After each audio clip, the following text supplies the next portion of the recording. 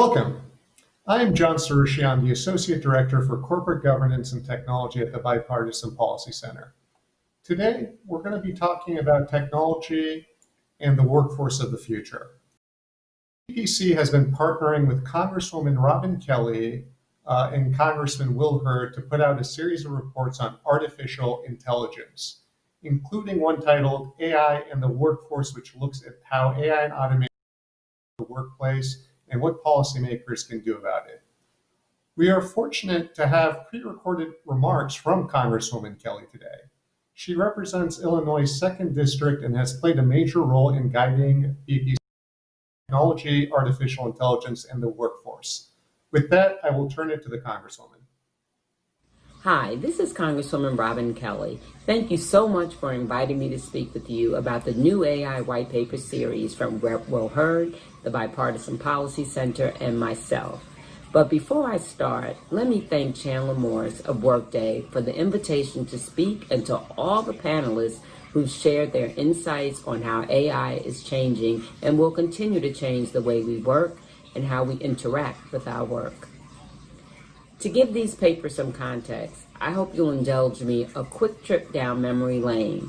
In the last Congress, Will chaired the IT subcommittee within the broader Oversight Committee. I was the ranking member.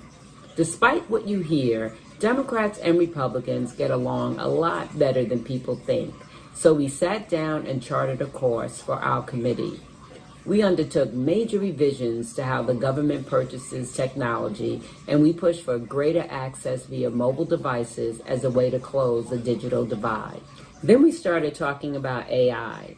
In those conversations, we realized that we couldn't get it done in one Congress. So we hosted a series of hearings and issued a report. The first report ever from Congress on AI, and that was in 2018. Well, you know, Will and we weren't going to stop there. So with the Bipartisan Policy Center serving as our convening forum, we set out to craft these white papers in a clear call for a comprehensive national AI strategy. Our white papers covered national security, the workforce, ethics, and research and development. Additionally, we crafted a congressional resolution calling for a formal, national, and comprehensive policy on AI. The level of change already created and the level of impact expected requires our government to think long, hard, and strategically about our future. With AI impacting every sector from national security and military hardware to HR and payroll processing, we need a comprehensive whole-of-government approach that leverages public-private partnerships to our greatest advantage. But this can only happen if the left hand knows what the right hand is doing, and that requires conversations like this. So I would encourage you to read the white paper and send me your thoughts and feedback. This is just the next step in the process, and we all need to work together to achieve our goals. Thank you again, and I look forward to hearing from you.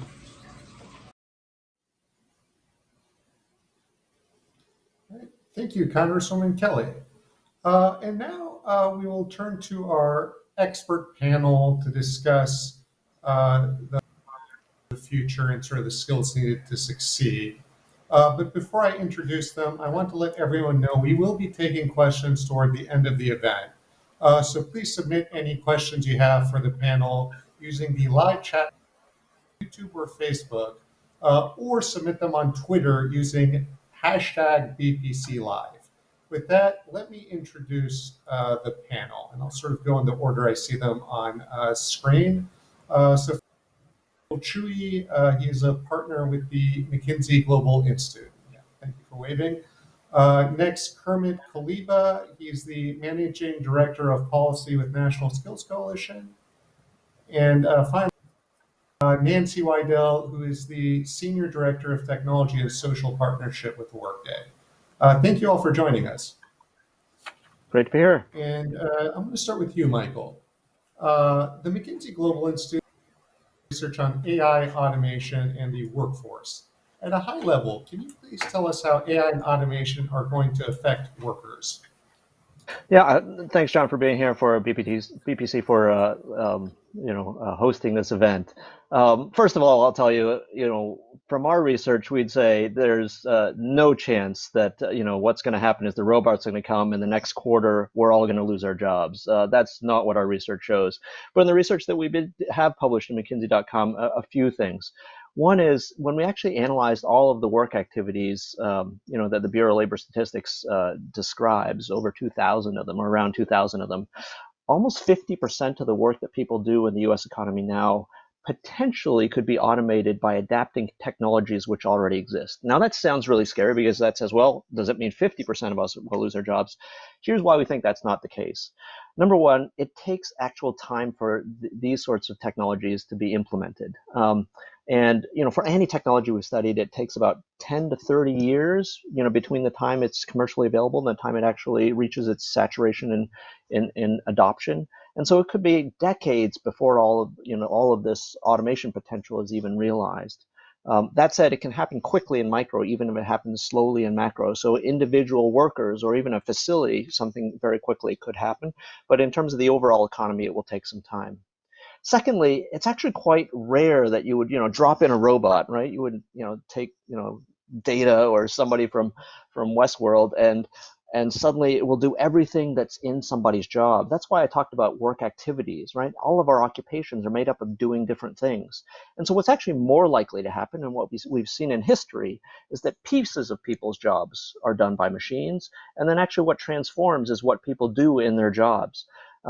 There's this trope or factoid, which is not really a fact, that a lot of people quote: 2/3 of jobs by 2030 will be in occupations we've never heard of before. We can find no evidence of that actually being true. The best estimate that we can find is from Jeffrey Lynn at the Atlanta Fed, which says basically 0.5% of jobs are new every year, right? And that doesn't add up to anywhere close to 2/3 by 2030. So again, it's pieces of jobs that make the difference. And then the other thing that we analyzed is, okay, look, if in fact, machines and automation and AI will do more work, is there still enough work for people to do? And what we discovered is there's plenty of work for people to do going forward that the machines will be very challenged to do. So, whether it's, taking care of elderly in healthcare, for instance, whether it's, adapting to climate change, changing our energy mix, whether it's actually developing and deploying these technologies themselves. We'll need more infrastructure, we'll need more housing. There's a ton of work for people to do. There's a whole bunch of unpaid labor, now largely done at home, largely done by women, which in other countries actually has entered the labor marketplace. So childcare, cooking, cleaning, a bunch of those things as well. You add up all of those things and there's more than enough work for people to do going forward.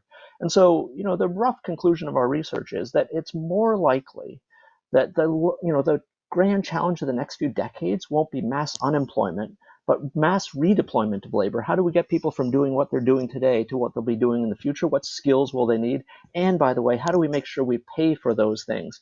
One of the things that we've discovered in the COVID pandemic is, the people that really are essential workers aren't necessarily the people who are paid enough, and it'll be a lot of essential work that we'll need going forward. Thank you, Michael. That was a pretty optimistic note, and the question becomes, how do we redeploy workers? And with that, I'm going to turn it to this question. Nancy, Workday has been focused on sort of the future of work and technology. What role should tech companies like Workday play in preparing the workforce of today for the? Yeah, thanks, John, and I'm delighted to be here as well. It's more important than ever for public and private sector to come together to support the workforce of the future. And we've all seen data-driven technologies like artificial intelligence and machine learning accelerate the workplace changes that Michael was just alluding to as well. And that it's really only increased impact to workers with the pandemic in the last 6 months. But fortunately, many of the technologies that are driving these changes can also provide tools to help the employers and the employees or the workers navigate them. So for example, Workday Skills Cloud uses machine learning and ultimately processes massive amounts of data associated with job roles and responsibilities to develop our skills ontology. And what that's helped Workday do and our customers is help break down individual and organizations' work into skills so we can better understand their roles and the goals of the organization better. Skills Cloud is the backbone of helping our customers leverage skills-based employment practices across our recruiting, our talent, and our learning products.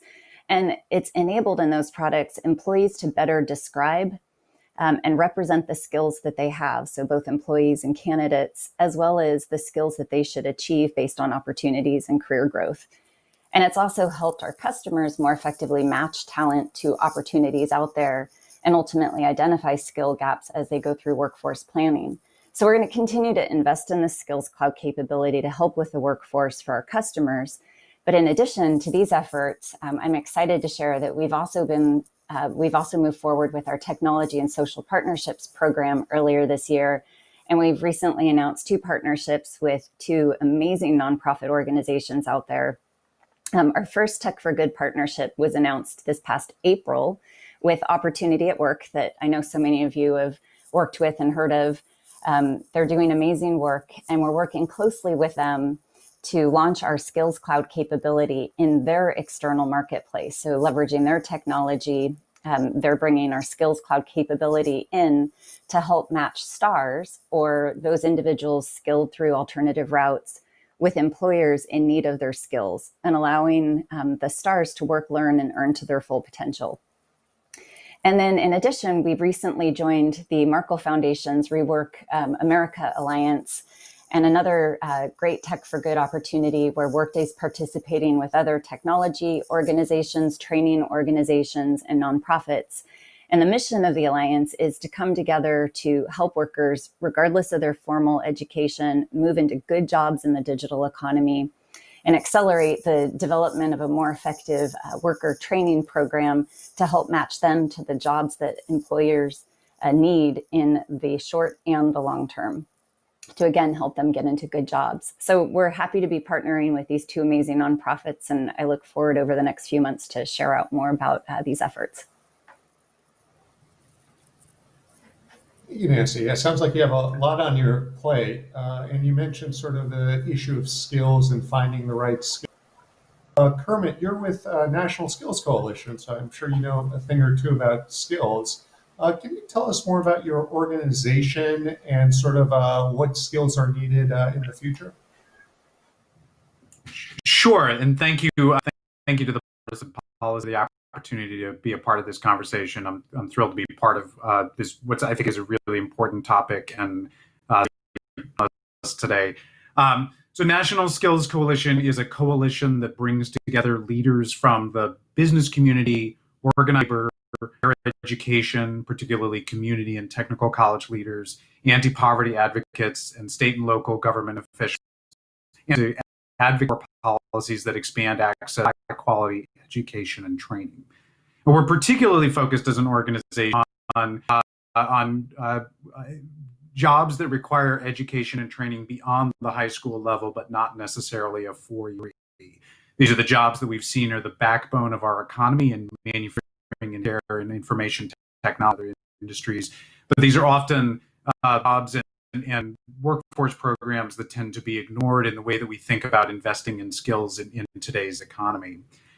I really appreciate the comments that both Nancy and Michael have made about the sort of the future of work. This is of significance to National Skills Coalition as well.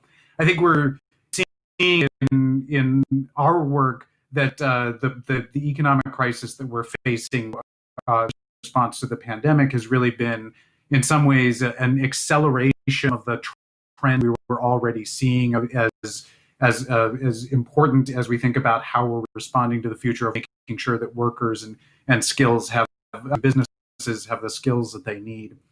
I think we're seeing, for example, that as we're facing this pandemic, there are a number, millions of workers who have found themselves displaced from employment for different reasons, and many of those workers are unlikely to be able to go back to the occupations or the industries where they were. And so we're very interested right now in policies that are thinking about how do we upskill and reskill workers to be able to not just transition into a new industry if necessary, but the transition careers that lead to family supporting wages.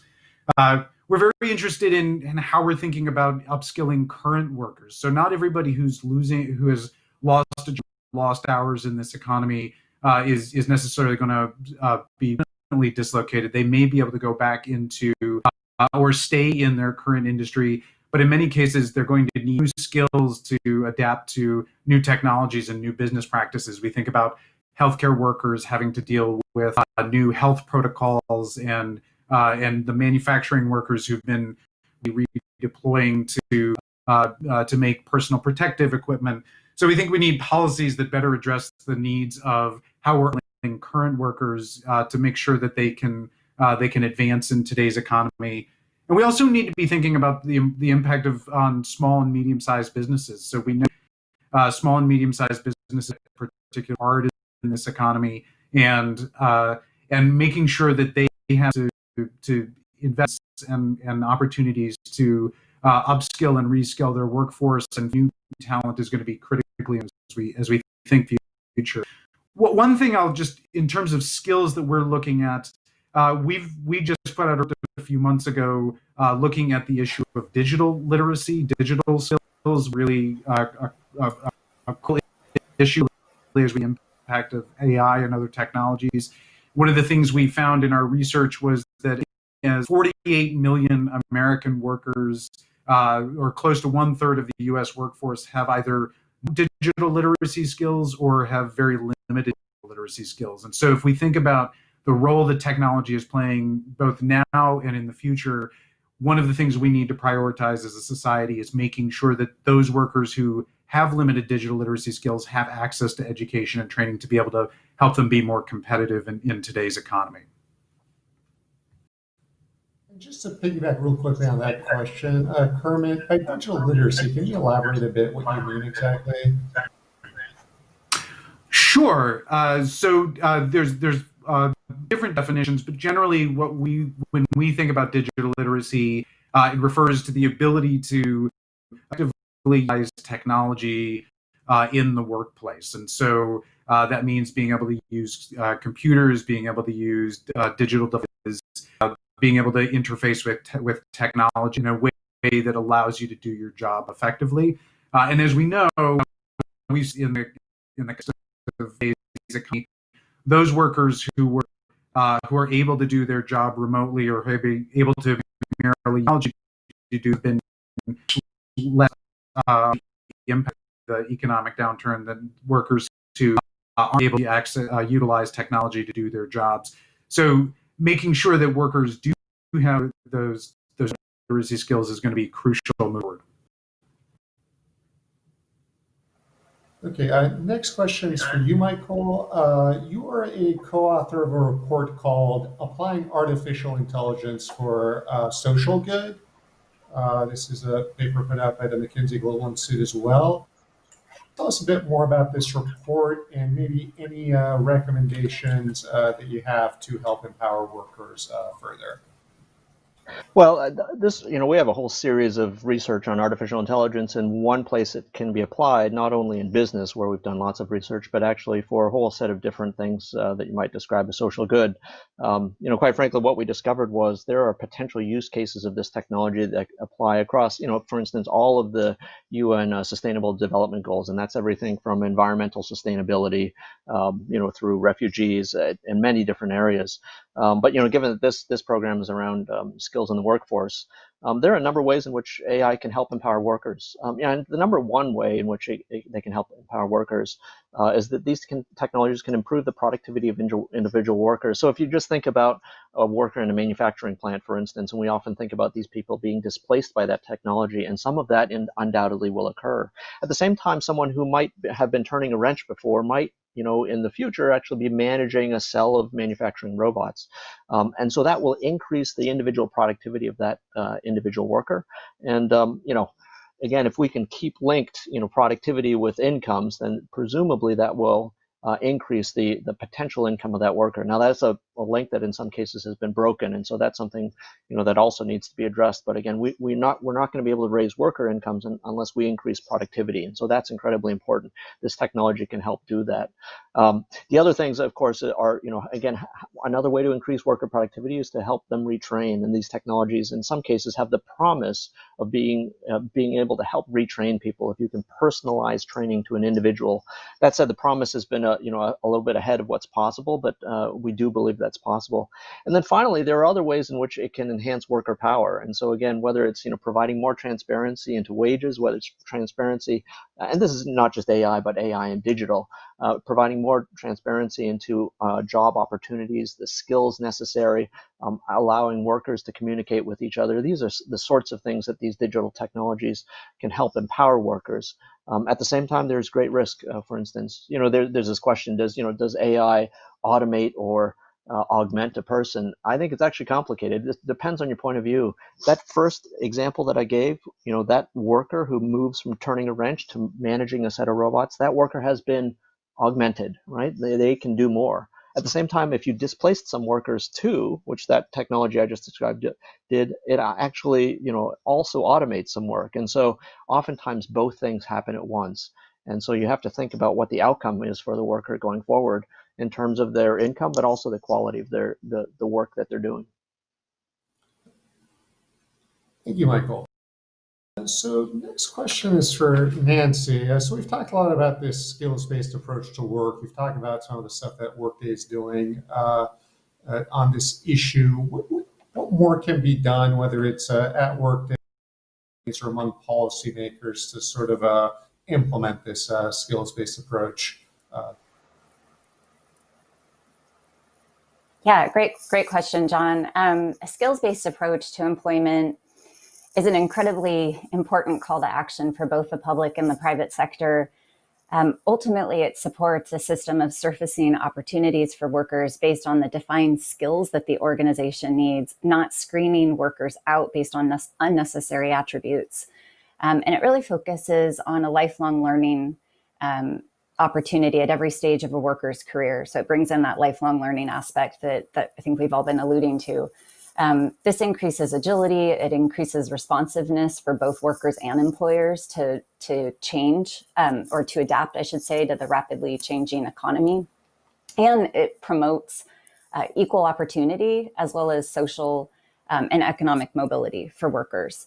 And we've all seen, as we've been talking about, changes happening faster than ever in these last few months than any of us thought possible. And to succeed in this ever-changing world, it's more important than ever that workers have the opportunity to acquire new skills and continue their learning. So as this trend continues, and I think Kermit mentioned this before, mid and late career workers are also, particularly at risk. New technologies can disrupt that workplace that leaves very little time to react and adjust. So, continuing that lifelong learning and focus on skilling. Also at risk, of course, are those skilled through non-traditional backgrounds. And given the complexity to take time out of the workday for outside training programs. But a focus on skills opens up opportunities for the workers and candidates and the employers to enable companies to focus on more targeted reskilling.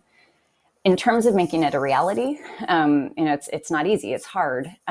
And it's not something technology by itself can solve for organizations. Skills-based employment practices really require a business transformation. And what I mean by that is it requires training in organizations, executives, HR staff, hiring managers, recruiters, interview teams, talent management team, to think and work differently when it comes to hiring, career development, and promotions in the organization. And there isn't a perfect cookbook out there telling everyone how to do this. We have to learn from each other. We have to learn what works well, what pain points there are along the way, and ultimately share the success stories. Thank you. Yeah, lifelong learning has been a very important issue for us as well at BPC. Always trying to learn new things. So it's critical.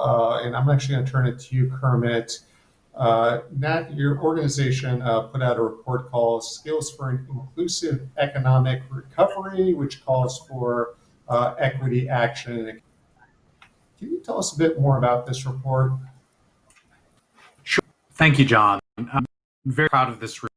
An inclusive economic recovery, just broadly speaking, the way we're defining an inclusive economic recovery is that it's an expansion of the economy where workers and businesses who are most impacted by current recession, as well as workers who have been left behind by structural barriers or lack of opportunity, have the opportunity to equitably participate and benefit from the economic recovery that we're embarking on now.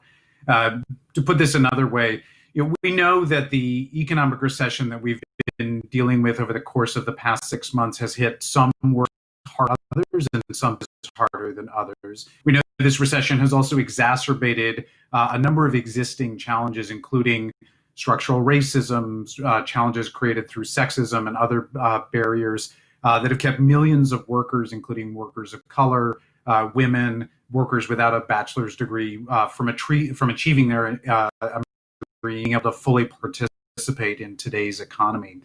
So, we've faced recession, and we've sometimes made sort of efforts to think about how we would bring back the economy to where it needs to be and to make things better. But we haven't always done a great job of that. When we've thought about how we stimulate and regrow the economy, we have not always done a great job of thinking about how do we make this not just a return to the way things were before the economic downturn started, but how do we really think about policies that make economic prosperity truly available to all workers and all businesses, and how are we intentional about the policies that we're using to tackle gaps and make sure that workers who have been left behind are not led by this economic recovery, because we know if we don't take steps to address those gaps, then they aren't going to go away on their own. So in our report, we lay out a point policy agenda highlighting a number of policy areas where we think federal and state lawmakers can take steps to make an inclusive economic recovery a reality. So I won't go through all of them, but just highlighting a few areas. So we're strengthening our reemployment system. We've seen in the context of just in the way that we've had to respond to the massive unemployment over the course of the past few months, we simply do not have an unemployment and reemployment system that is ready to deal with significant dislocations, and certainly don't have a system that's ready to be to move millions of workers into new jobs, into new industries if necessary. So this is an opportunity for us to recognize that problem and do something to fix it. We think if we're looking at stimulus efforts in the future, that we're investments to grow jobs and create jobs, investments in infrastructure and broadband and other investments that are intended to increase jobs.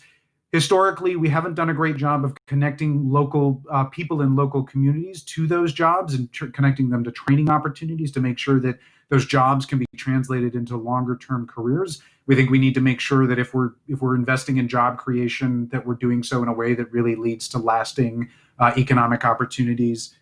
We think we need to be ready to hold ourselves accountable. So if we say that we're setting a goal that we to eliminate gaps that we've seen because of structural racism and sexism and other barriers, we need to set that as a goal as a society, that's what we need to be investing, that's what we want our recovery to look like. And we need policymakers, we need practitioners, we need businesses, we need all stakeholders to be committed to setting goals around reducing inequities, and if we're not reaching that goal, then figuring out together how we can do a better job of reducing those inequities. So part of that is through better data, and part of that is through figuring out what we do when the data shows us that we're not meeting our goals.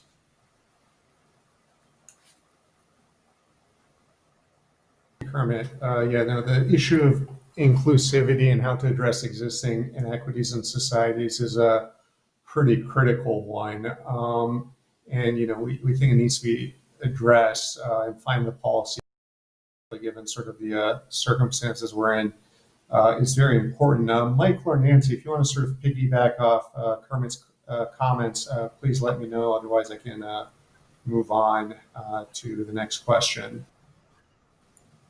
Okay, I mean, the only thing that I'd add is that this COVID pandemic and the associated recession really has laid bare some of the real challenges that exist. I talked about technology taking a long time in many cases to be deployed, and yet we have seen some effects, but I think I don't often quote Vladimir Lenin, right? But there's some quote about, there are years when nothing happens and weeks when years happen. And with regard to the adoption of some, digital technologies, with regard to e-commerce, for instance, we have people ordering food online that we thought it would take years before those segments of the market would actually adopt e-commerce. So a lot has changed there, but and some of the inequities also have been laid bare, and so those are real challenges for our workforce. I would just add, again, the criticality of public and private sector coming together to solve this. Private can't do it on its own, and publics, we need to come together. Yeah, thank you both. It's a very important issue. And to sort of an earlier comment Kermit made on digital literacy, Nancy, digital literacy is obviously a hot topic of discussion today. Can you speak about how you see digital literacy playing a role in sort of the digital literacy when it comes to addressing many of the problems the workforce faces in the future? Yes. So with the advances that we've seen in personal computing, mobile technology, digital literacy, as Michael alluded to earlier, it's a prerequisite for just about every occupation at varying degrees. It's in retail, hospitality, manufacturing, service industry, et cetera. And workforce development should focus on digital skills, but it's not the whole story. Becoming an engineer, I think because so many of the examples out there around digital skills tend to be very, very technical. And becoming an engineer or data scientist isn't the North Star for everyone, and nor should it be. It's very important roles, but having other skills is critical to our economy as well. And even in technical roles, soft skills are incredibly important, like communication, adaptability, emotional intelligence, leadership. Whether it's technical or other types of roles, are essential for career advancement for individuals. And as machine learning advances, it ultimately holds the potential to free workers from repetitive tasks and help people do more of what they're best at or want to improve. And I think, again, Michael gave so many great examples earlier on in the discussion, but cross-team collaboration, analysis, developing other skills. And there is widespread agreement on the need for reskilling and the focus on digital skills, but we also need to develop tools that can help both employers and workers alike have a real-time sense of what additional skills are emerging as in demand by employers. So where should I be putting my time and energy from a reskilling effort, and not end up with skills that are actually no longer valued, from an industry standpoint. And also helps the training organizations know what skills to focus on for the workforce. And machine learning tools like Workday Skills Cloud can certainly help with that. But again, as we look to the future, we need public and private sector to work together to acquire that kind of economy-wide scale of data that we need to reskill the workforce. Thank you, Nancy. Just for the audience, just a reminder, we will be taking in 5 minutes.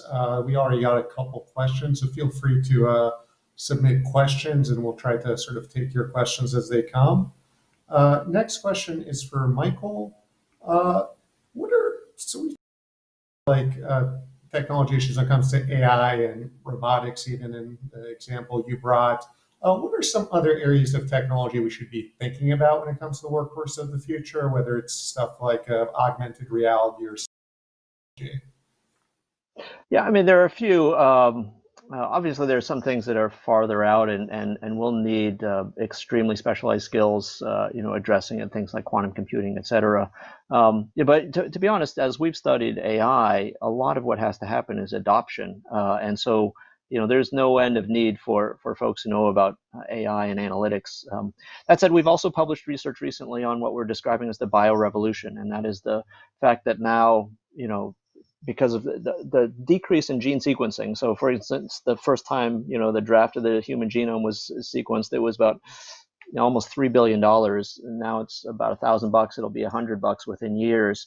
That technology is advancing faster than Moore's law. And then, with technologies like CRISPR, we're able to not only understand, but now manipulate, genetic material. And so we think that's going to unlock, all kinds of benefits, not just in healthcare, not just in agriculture, but also in consumer and materials and energy and many, many other places. So I think that's a family of technologies that we need to understand better, that we need to invest in.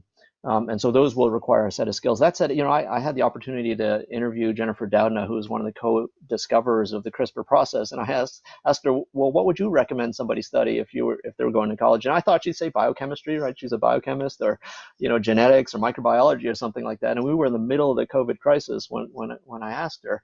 And she said, no, artificial intelligence, robotics. I said, computer science. Well, why? And she said, look, even in biology, the cutting edge of biology underpinned by all of these sort of AI and digital technologies. So again, there's a convergence of how these technologies are evolving. That said, if you don't mind, I'll make a couple other comments as well in terms of skills and what it will be required in order to succeed. I sometimes joke when I'm with educators, gosh, we should teach a lot less calculus and a lot more statistics. Now, I'm joking because I think calculus is really important. But if you ask somebody when the last time was they took an integral or differential, solved the differential equation, maybe last time they took a class. You ask somebody, when was the last time you had to make a decision based on potentially, inaccurate, incomplete data? And it's usually before breakfast, right? And so, it's something that we as humans don't do naturally, understand risk. And it's something that is important not only in the workplace, but also as we think about, whom to vote for, or, what sorts of things we should do. How do we make a smart decision about taking a vaccine, which, by the way, take vaccines. But, those are the kinds of questions that I think understanding statistics, and you can teach that to children, and it's useful in adults. And I just want to echo some of the things that Nancy said as well. These meta skills, learning how to learn, resilience, adaptability. One of the things our research says is, our jobs are all going to change over time. And so we're going to need to have that, those abilities inculcated in ourselves. And then another thing Nancy said, a lot of the things that machines don't do very well, we'll need more of. And so we will need emotional intelligence. We'll need to know how to manage and inspire other people, to communicate with other people. And even, there are disciplines that people might think, study computer science, you'll be successful. That's true. But increasingly, we're finding the convergence of technology, with, for example, misinformation, in which case, actually, studies in disciplines like sociology have a lot to inform how we should build these technologies. And so, Nancy said soft skill. I don't necessarily like the word soft skills. It sounds like it's slightly derogatory, but I think that it is, these other skills other than, pure technical skills, combined with the technical skills that'll get us to a better future. Thank you, Michael. Yeah, lifelong learning to learn. We've heard this quite a lot, and very important stuff. VPC has also been a proponent of a sort of interdisciplinary approach to thinking about the skills of the future, not just computer science and learning how to program. It's a whole host of things. It's leadership skills, social skills, creativity. It's things that are not just stuff that coders can do. I'm going to turn it first audience question, if this works for everyone. So this is from Miriam, and her question is about universities. So do universities have an obligation to provide skills-based instead of subject matter specific? So I'll let whoever wants to answer raise their hand, and I'll turn to you. So this is universities, whether they should, sorry, let me find the question again. Have nomination writers that are skills-based or subject matter specific. And I think, Nancy, did you raise your hand? Yeah, I'd be happy to answer. I think there's certainly educational organizations that there absolutely are educational institutions that are looking at skills and competencies in ways that can help their students enter the workforce. And the focus is now how to capitalize on the skills that they're developing. But there are many universities out there that are focusing on a skills and competency model, as part of their education curriculum. I think some of the language is a little different too, just in terms of outcomes. So some of the language is slightly different in some cases, but that is very important. Thank you. And Kermit, go ahead. This is a really important question. I think it's what we're seeing is as the pace of change in technology and skill demands in the economy more rapidly, that higher education is being to a really diverse of learners and a really diverse range of needs. I think one of the things, at least from a policy perspective, that we need to be thoughtful about is how we're continuing to support traditional higher education and access to traditional higher education. It's still, while at the same time expanding the way that we invest in higher education opportunities, secondary opportunities for adult learners and non-traditionals who often not well by traditional aid or the way that we invest in the development of career pathways within secondary education. So I think this is a really important question for thinking about policy. We most jobs in today's economy require some form of education and training beyond high school. That's not necessarily going to be a 4-year degree, but it is often going to be delivered through a post-secondary institution, whether that's a 4-year institution or a community college or some other institution. And so we do need a policy, a set of policies that respond to that changing dynamic. And Congress is going to have an opportunity next year to look at the reauthorization of the Education Act. This is an opportunity to be thinking about how we're being more responsive to the future of work and to the changes that we're seeing in today's economy. Thank you, Kermit. And Michael, do you want to jump in, or should we go on to the next question? I suppose if you have a second. I mean, one is there's a whole different program we should run about higher education funding and the challenges, again, that COVID has laid bare with regard to, in quotes, the business model, which is probably a bad term to use for it. Nevertheless, I mean, I think, let me pick up on something, Nancy made reference to opportunity to work, and Byron Agist, who runs it. First, we should be reminded, I think many of us, most of our lived experience are people who have gone, to tertiary education or have graduate degrees and all those sorts of things, and the majority of the American workforce has not. But that said, if we look at universities, it's worth thinking about what their purpose or what they are. Some might joke, right? It's a supply chain to create donors, but I won't go there. But the other thing it does is it provides signaling to the job market in a way that I think is not skills based in many cases, right? Do you have a 4-year degree? Did it, it was in an elite school or a big state school? Those are the things that it actually signals.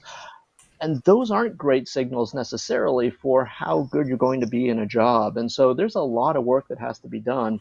Some of it could be public policy, but some actually could be done on the private sector side about how do we think about screening resumes? How do we think about whom we're going to hire? If, in fact, you can get people who don't have a college degree, which the majority of the workforce doesn't, and yet might be great at doing this job. We see this real credential inflation in requirements for jobs now, which I think is a real challenge to actually having a better a labor market that works better for everyone. Thanks, Michael. Okay, I'm going to move on to the next question we have. So our next question is from Alex. Has the pandemic, which has caused so many workers and businesses to go online, impacted how you think policymakers should approach solutions to how AI will impact the workforce? So we've all touched on the pandemic in sort of our comments earlier, but let's focus on it to get into this. So does anyone want to sort of take that question? How policymakers should sort of rethink sort of AI in the workforce or just technology in the workforce given the pandemic?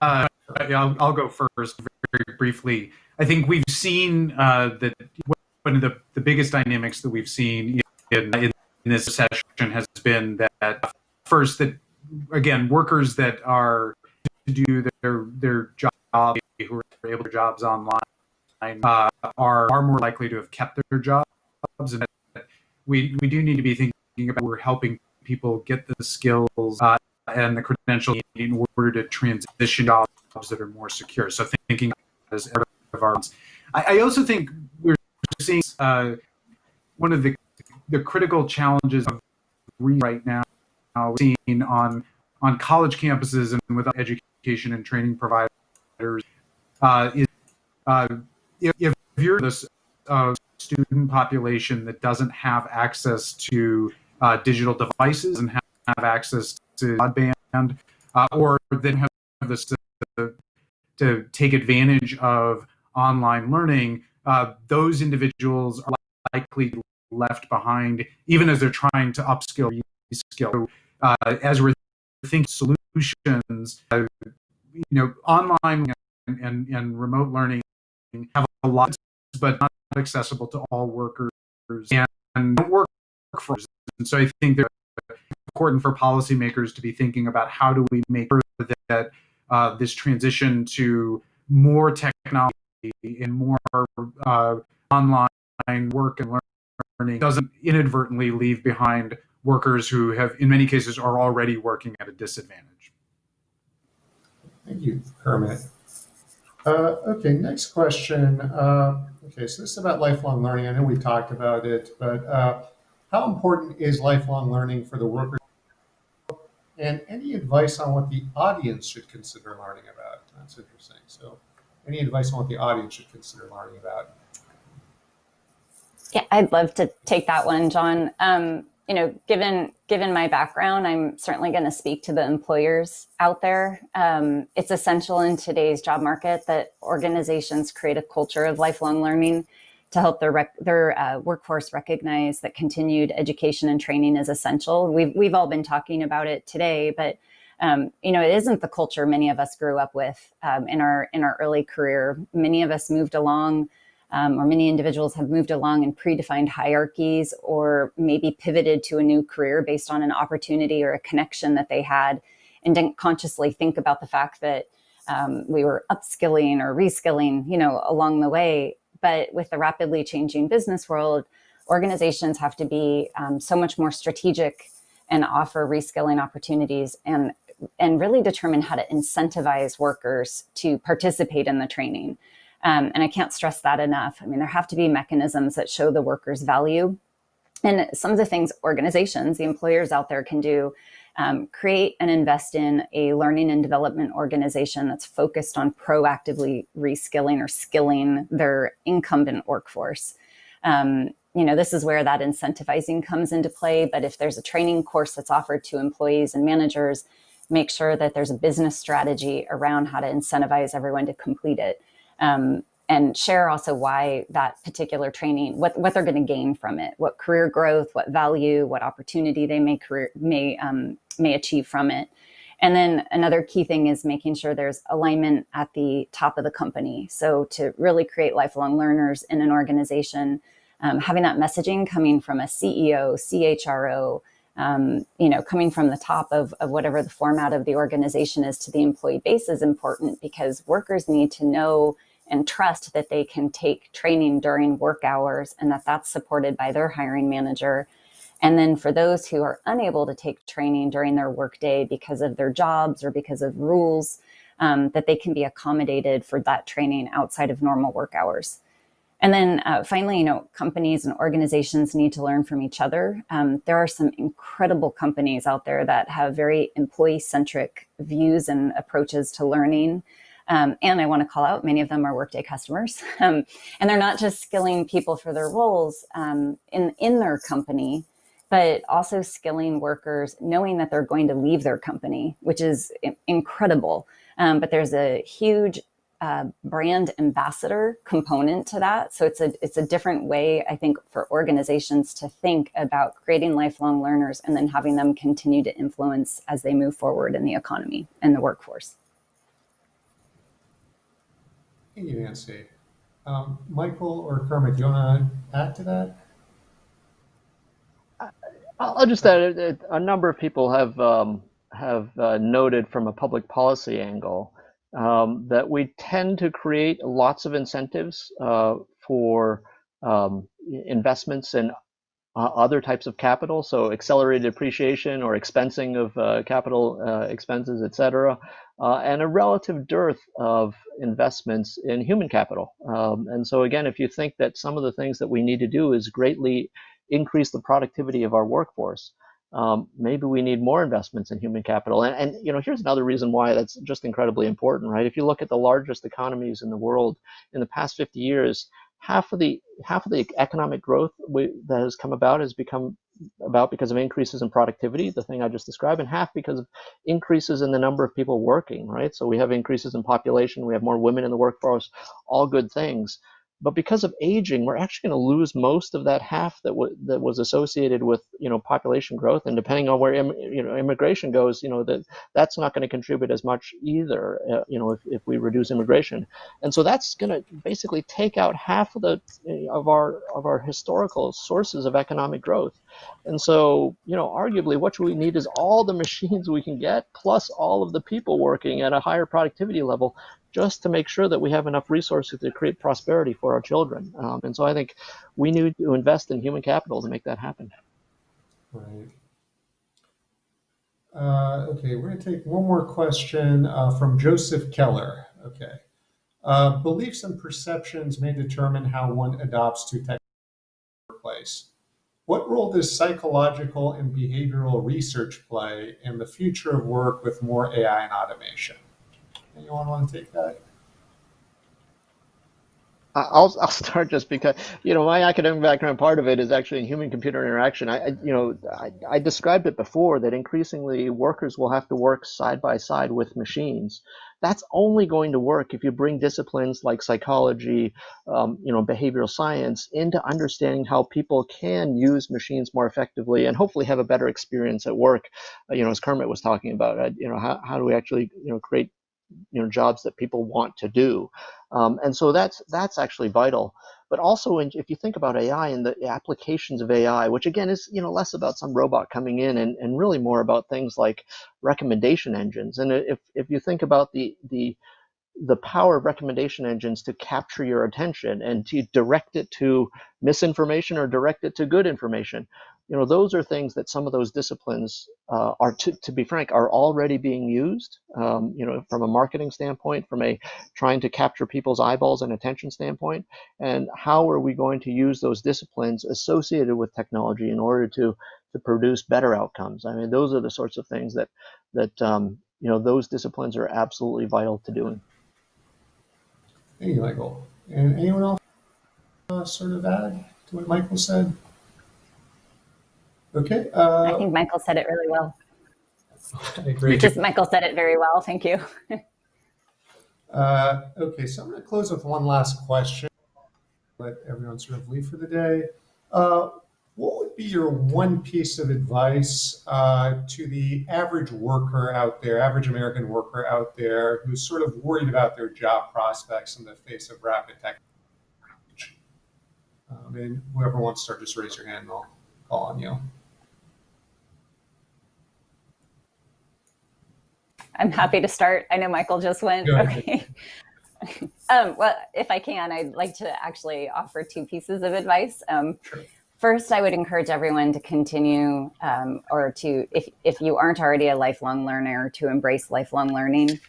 Think about the skills and capabilities you have today or the ones that you seek, and be sure that you're looking for opportunities to grow your skills and to not get comfortable. If you're feeling comfortable, that's a great time to be looking at what skills to acquire just to stay competitive in the job market of the future. So I can't stress that enough. And then, the second part is find an employer that values you. They do exist. At Workday, I can speak for Workday. We're led by our core values. We have a very people-centric culture, and we have many, many customers that put people first as well. So, seek the employers out there that are putting the investment, as Michael was saying, back into the human capital management side. and encourage you to look for those employers. Thanks, Nancy. So lifelong learning and finding an employer that invests in you. Okay, Kermit, do you want to go next? I mean, I'll echo Nancy's around lifelong learning. I think that's it's to take that seriously. The things we've learned in this recession, as we've learned in past recessions, is that things can change rapidly, and so it is important to be as ready as you can for rapid shift, whether it's because of technology or factors. But the other thing I would say is, as a person, is urge your lawmakers, urge your policymakers to take this issue seriously.